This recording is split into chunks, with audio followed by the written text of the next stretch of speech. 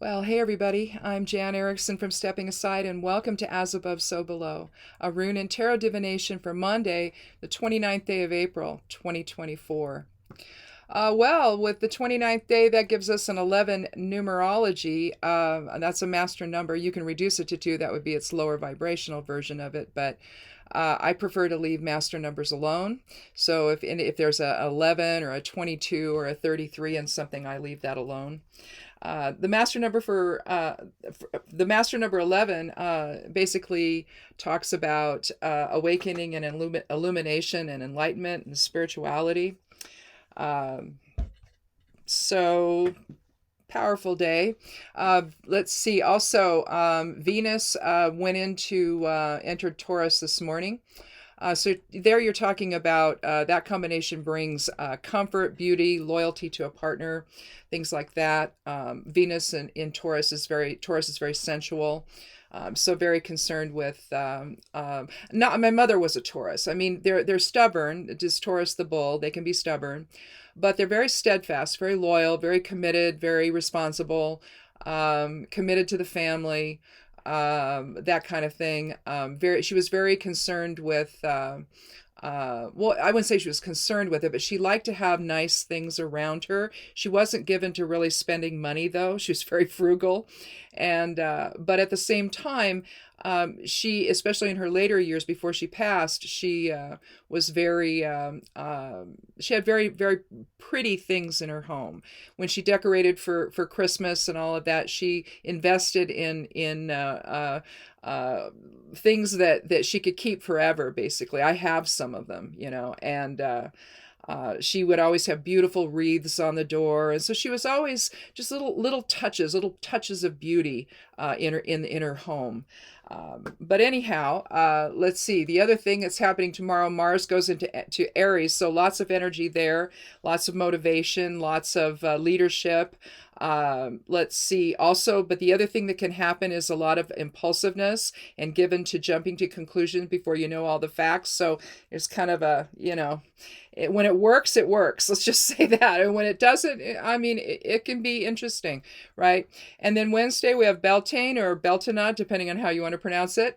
That is the fire festival for the first signs of summer, to celebrate that. The fertility, another name for it is May Day. And I can remember growing up, my mother would tell me, and I never saw one or anything, but she says we would dance around the maypole, and it was basically to invoke fertility. So that's kind of, they would do it kind of like they have ribbons or whatever, and the girls would be all around, and they do it in a way that kind of went under and then over, and so you had kind of a braided look on the outside of the pole. And so anyway, that's happening all this week. Let's see. Sunday's my 45th wedding anniversary, so that's another thing happening for us anyway this week. But let's go ahead and get started here. I've done some shuffling. Let's go ahead and take the Elder Futhark rune for the above side of things, or the higher self side of things, to get us started. I like to put the runes first and keep them as significators, so the kind of the overall focus of the reading, and then the cards will give us more details. Let's see what we have. Well, we have Elwaz. Now, Elwaz is the 19th rune of the Elder Futhark. It has a 1 numerology. 1 and 9 is 1. But basically, this is about flowing together intuitively. You can see, let me show you here. Explode the rune for you. Show you what's in it. This is Elwaz. You have Laguz. So it's flowing together in harmony. Basically, it's the intuitive bond we share with each other. It can be used as in astral travel, to visualize it as a doorway into the astral plane. Basically, you also have Isa on either side, which is the Norn rune of the present moment, or of alignment and spirit. So that's why it can be used in astral travel. And in this other part here, you see Kenaz. Essentially as a vortex, instead of turned the way it normally is turned this way, and it's essentially a vortex for higher awareness or spirit to invoke into your physical reality. Well, all you are is a soul anyway. It's just we forget that, and we get caught up in the dream state of living in this world. So it can be, again, it can be used in astral travel kinds of meditations, where you're wanting to move out of the body and into the collective consciousness. But essentially, if you think of it as the intuitive bond that we share that sort of flows together, my wrists won't turn that way. But anyway, that flows, that basically lagus flowing together in spirit with one another. You can also look at that, if you don't want to look at it in terms of partnership, just the inner work that you do, having the whole idea of spirit and ego flowing together in harmony, essentially, if you want to look at it that way too. But different ways to look at it, but think of it in terms of flowing together, in terms of, given that lagus, forward and reverse, are there, just think of it in terms of that, flowing together with one another intuitively, that collective consciousness sense about all of us, where we are essentially one in spirit. So it's flowing together that way while in physical reality. So in my opinion, it's a pretty high vibratory rune. So perfect, really, as the above side of things today. Let's see. Put the elemental runes in the order of fire, air, water, and earth. There's fire. Well, we have Fortuna Major, and with that's greater fortune, and with Mars going into Aries tomorrow, that's a pretty good thing.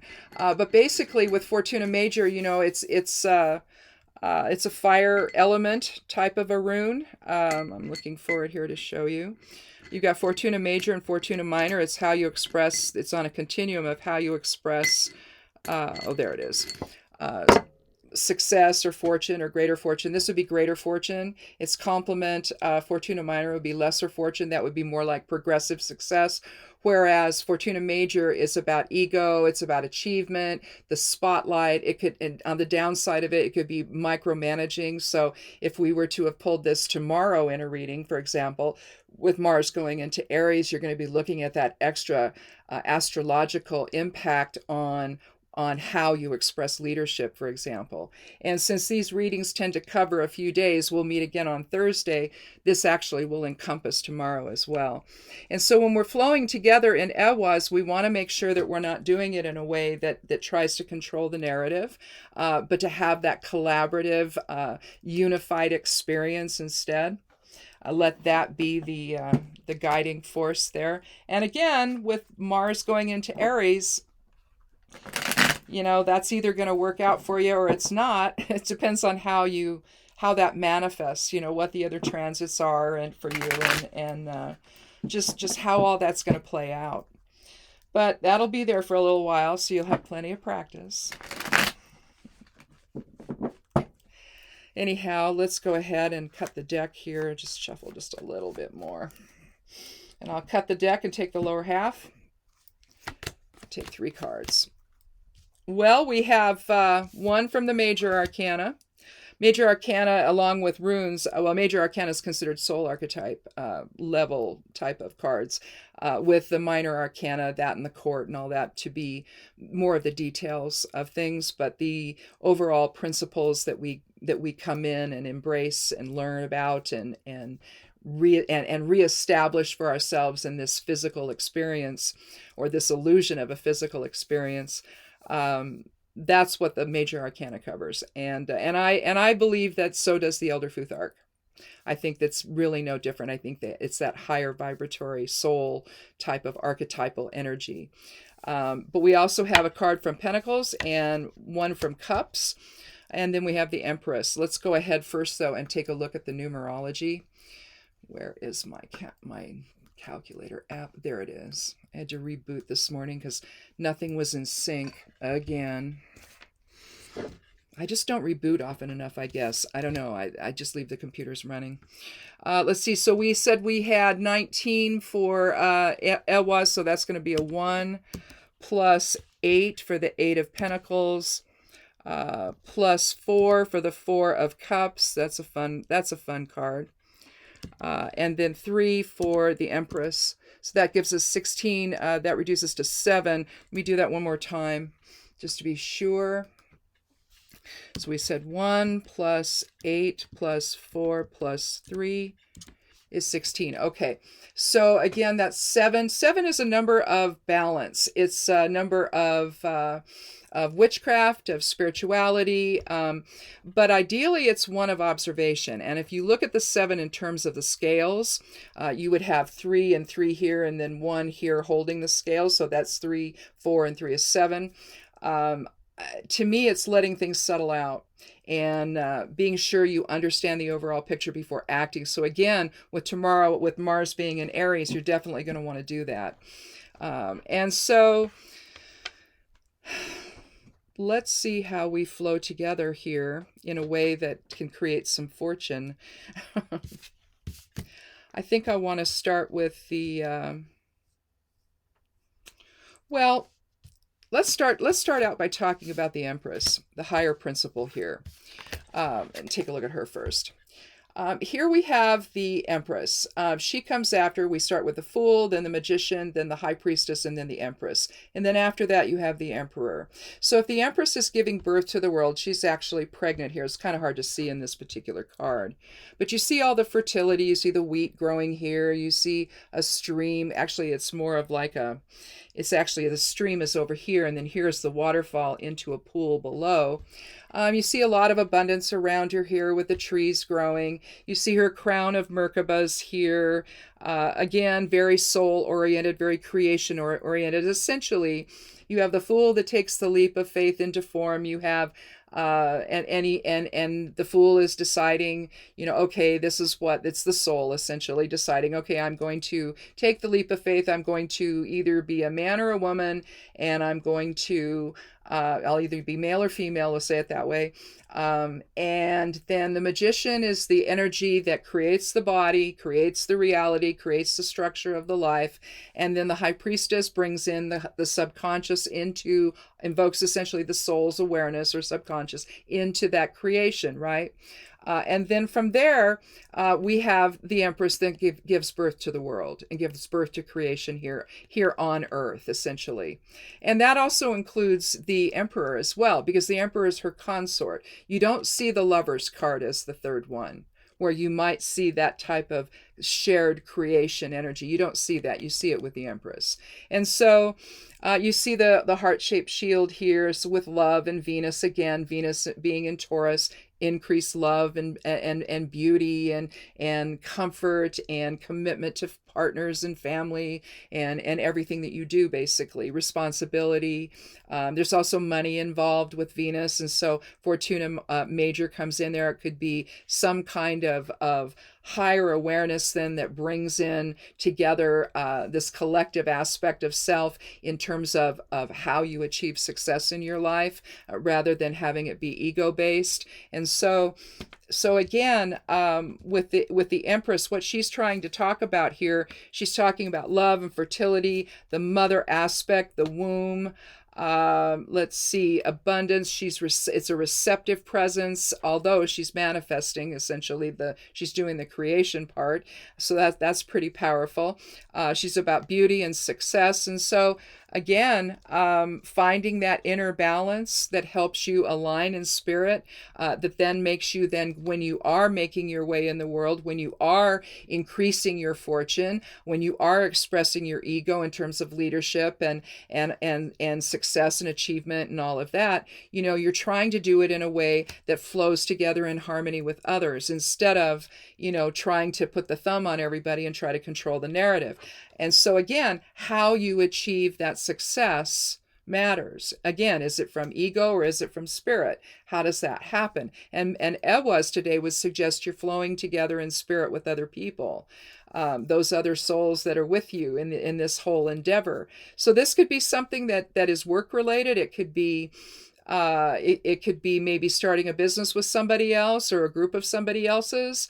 But whatever you're doing, that's anytime you look at Fortuna Major or Minor, it just seems to be work related, but it doesn't have to be. So if there's something else that's happening in your life that this may resonate for, just keep in mind the idea of flowing together in harmony to create something beautiful and wonderful, and in a way that impacts everybody in a positive way, that's collaborative in nature. We'll just keep that in mind. Then we come to the 4. 4 is a number of structure and foundation. It's also about grounding. And here I don't think he's very grounded in his emotions. He's sitting with his legs crossed, his arms are crossed. Now, theoretically in psychology, that's called a defensive posture. I used to look at this card differently. I used to think that he was leaning on this oak tree for strength, but I don't think so.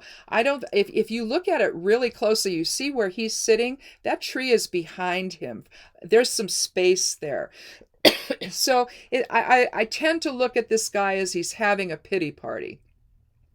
His emotions are not grounded. They're not grounded in truth. They're not grounded in reality. They're not grounded in Venus and Taurus. That's for sure. That's for certain. But here you have 3 of his cups that are standing there. You can't tell if they're filled with anything. You see a hand reaching out from the cloud, which is unknown, which is spirit, and offering a cup. Cups reflects the water element. That's about our emotions and compassion and movement. But when they're not grounded, then we can't see what's in front of us. We can't see what's being offered.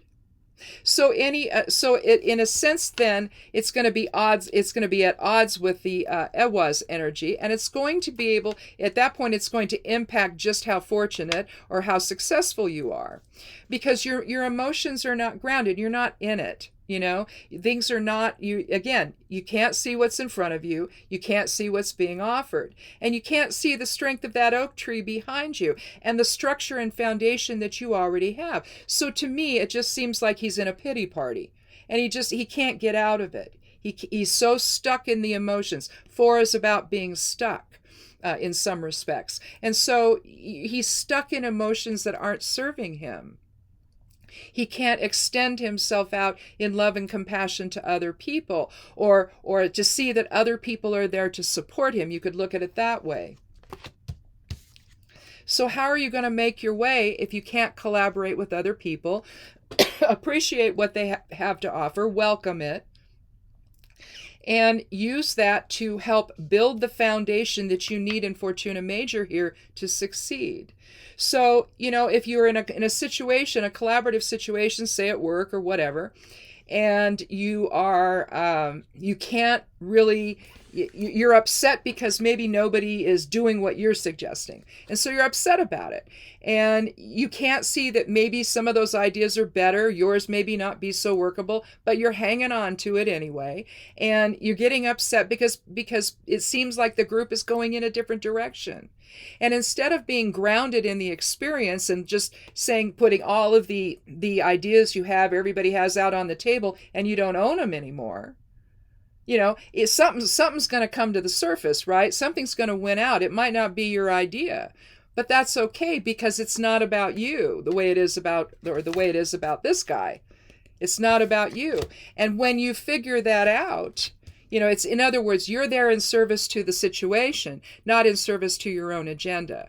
All right? Because then, see, you're going to be stuck, and you're not going to want to cooperate. You're not going to want to collaborate. You're not going to want to do anything. You're not going to want any part of it, right? And it seems like that's what he's doing.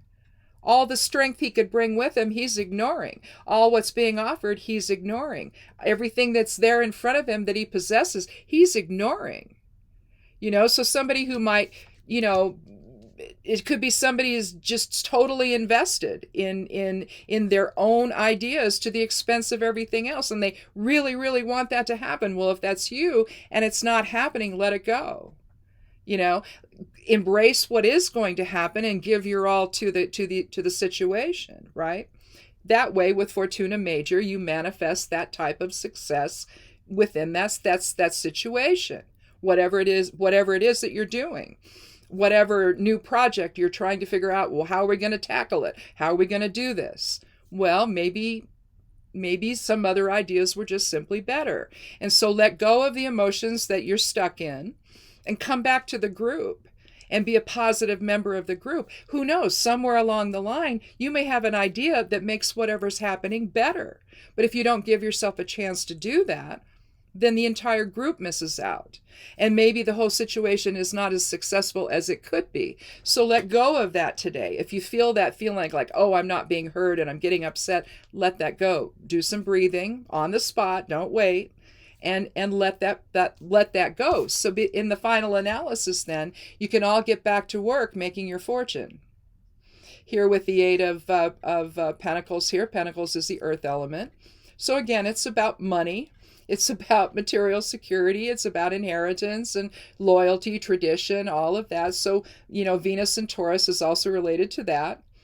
Mars and Aries will also be related to that because they see the pot of gold at the end of the rainbow and they're eager to get there, and so they're going to work really hard and they're motivated to do whatever they got to do. I mean, within reason, of course, to make that happen. Right? They're going to stay committed to the process. In other words, and here you see that with the Eight of Pentacles.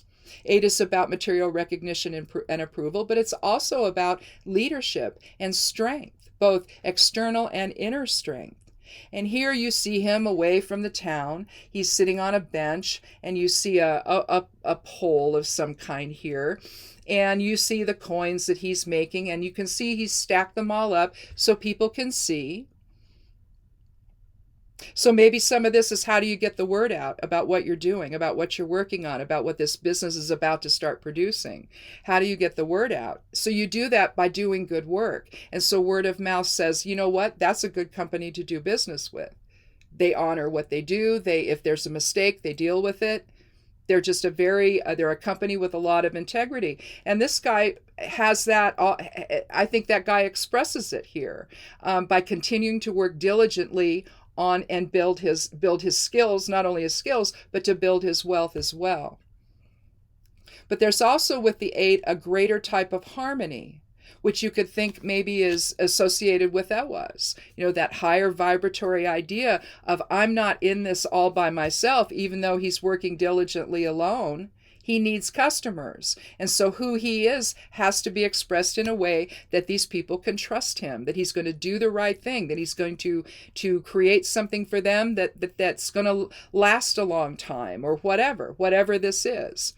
But it's a craftsman who's willing to take the time to learn, to be the apprentice, to then go out then and make his way in life.